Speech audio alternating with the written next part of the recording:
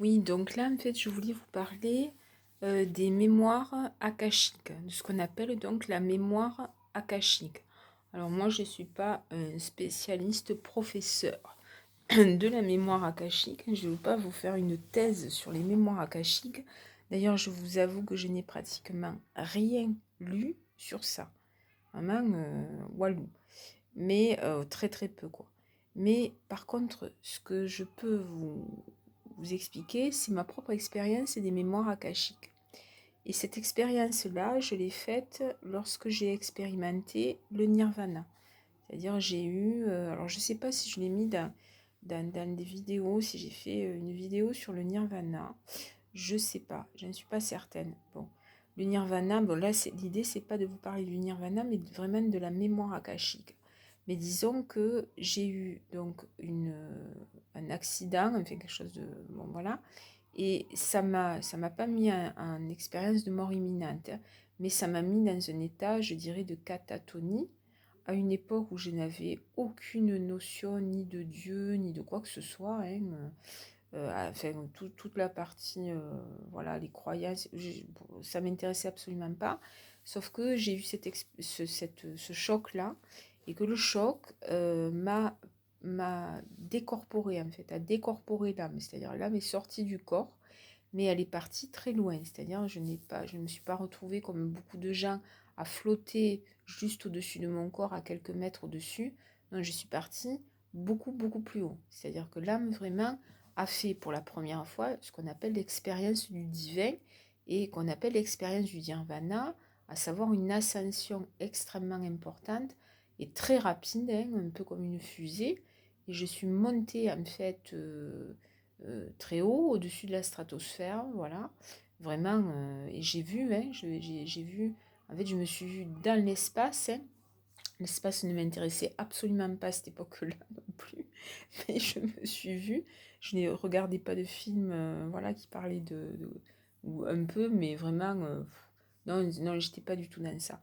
Et donc, disons que je me suis vue vraiment comme un cosmonaute, hein, qui flotte dans l'espace, hein, au-dessus de la Terre. Et à ce moment-là, bon, c'était même plus puissant que ça, mais bon, c'est difficile à dire avec des mots. Mais à ce moment-là, j'ai fait l'expérience du divin. Et après avoir fait l'expérience du divin, enfin après, pendant que je faisais l'expérience, j'ai vu en fait à quoi correspondaient les mémoires akashiques. Alors qu'est-ce que j'ai vu exactement? Je voyais la Terre, en fait, dans mon expérience du nirvana, la Terre, donc, se trouvait à distance de mon âme. Mais je voyais clairement, en fait, la planète Terre, enfin, clairement, oui, assez clairement. Bon, je voyais bien que j'étais dans l'espace. Et à un moment donné, donc une expérience assez longue, hein, à un moment donné, j'ai vu la Terre, en fait, qui s'ouvrait un peu comme un tiroir, je dirais, ou un placard, enfin une porte secrète un peu, quelque chose qui s'ouvrait et qui, disons,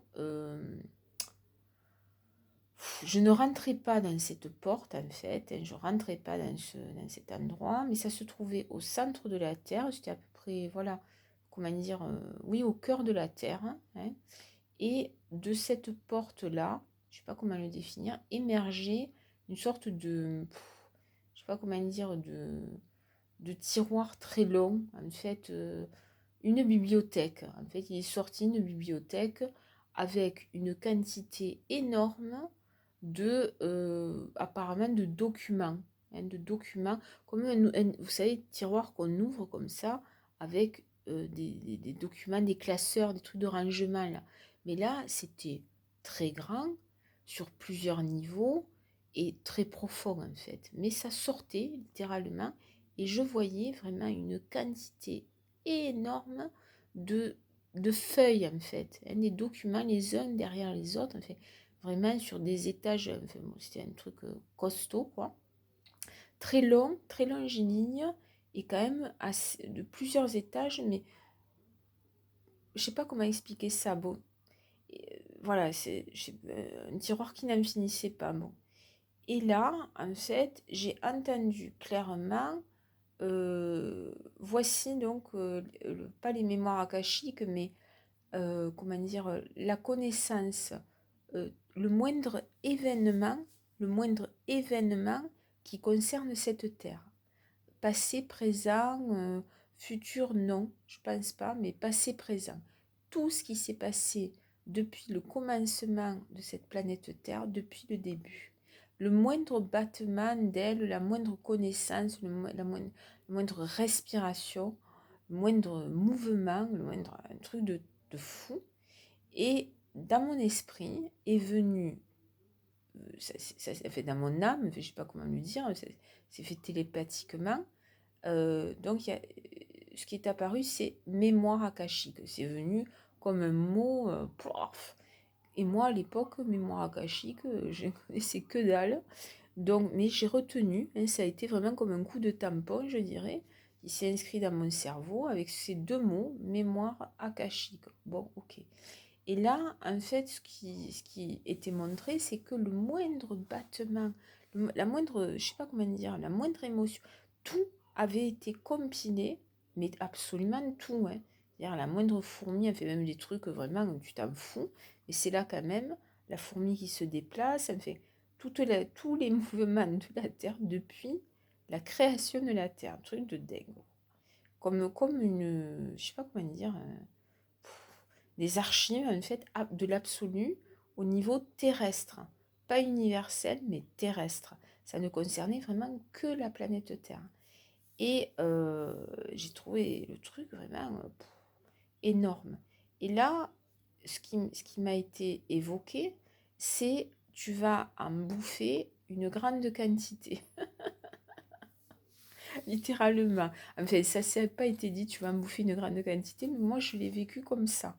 C'est-à-dire l'information qui m'est venue, qui m'a été donnée, en fait, c'est pas moi qui l'ai formulée, c'est tu vas devoir en absorber, je sais pas comment dire, en absorber une très grande quantité. Et je me souviens d'avoir pensé dans ma tête, ah merde quoi, ah non, je vais devoir me farcir tout ça, mais putain, j'étais pas, en fait, j'étais contrariée quand même. Parce que je me suis dit, mon esprit a pensé, c'est comme un gavage d'oie en fait. Et bon, après, bien après cette expérience-là, que j'ai faite à la veille de mes 18 ans, vous voyez, bon, les choses se sont mises en place et j'ai compris en fait de quoi il était question. Alors, de quoi était-il question vraiment? C'était vraiment les mémoires akashiques. Donc, elles contiennent la totalité de tout ce qui s'est passé dans le moindre détail, en fait. Mais même, je vous dis, la fourmi qui lève la patte, tout est compilé dans ces fameuses mémoires akashiques. C'est un truc de fou. Bref, les mémoires de la Terre, les mémoires absolues de la Terre, on pourrait les appeler comme ça.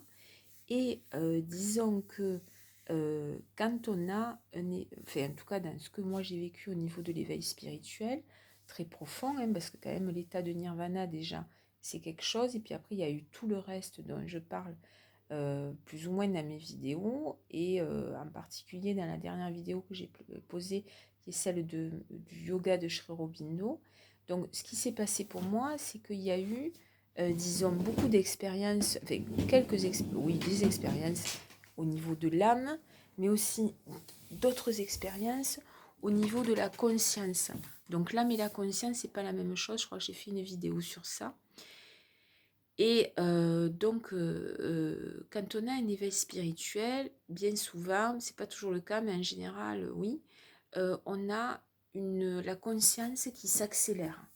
Et donc, on se retrouve avec une conscience qui fonctionne. Alors, c'est très dur, hein, parce que c'est très fatigant. Mais maintenant, pour moi, ça s'est calmé un peu, heureusement, beaucoup même. Mais la conscience, en fait, va travailler en accéléré. C'est-à-dire qu'elle a une soif de connaissance, ce qui est terrible parce que c'est très fatigant. Mais dans mon cas, c'était comme ça. Je sais que je ne suis pas la seule. Et donc, elle va absorber tout ce qui passe. Mais c'était un truc de fou, quoi. C'est-à-dire que ça a duré pendant des années. J'absorbais tout le temps. Une soif de connaissance énorme. Alors, il y a des sujets qui me sont hermétiques. C'est-à-dire que si j'ai envie de me lancer maintenant, surtout maintenant où mon cerveau est fatigué, hein, parce qu'il a encaissé beaucoup. Mais disons que je pourrais jamais me lancer dans des connaissances mathématiques. C'est pas mon truc, je suis nulle à chier. Et maintenant mon cerveau est fatigué, hein, parce que j'ai vécu en accéléré. Mais disons que tout ce qui concernait l'histoire, enfin, la géo des documents, enfin, j'étais tout le temps en train, la conscience en fait voulait se nourrir tout le temps. Tout le temps, tout le temps. C'était truc, ça s'arrêtait pratiquement jamais en fait, hein, sauf au bout d'un moment quand j'étais épuisée ou la nuit. Et encore la nuit, la conscience continue à travailler, ce qui est le cas encore aujourd'hui, hein, beaucoup, beaucoup. Hein. Voilà. Et donc, j'ai absorbé des quantités d'informations pendant quelques années. euh, euh, sur le corps physique, le sport, enfin, l'histoire, les jeux, enfin, sur des trucs, toutes sortes de choses en fait. Et ça avalait, avalait, avalait, avalait, avalait en accéléré. Et chaque fois en fait que quelque chose était, voilà, qu'il y avait quelque chose qui m'était, euh, où j'ai absorbé l'information, une autre porte s'ouvrait parce que ça a amené sur une autre information qui a amené sur une autre, ainsi de suite.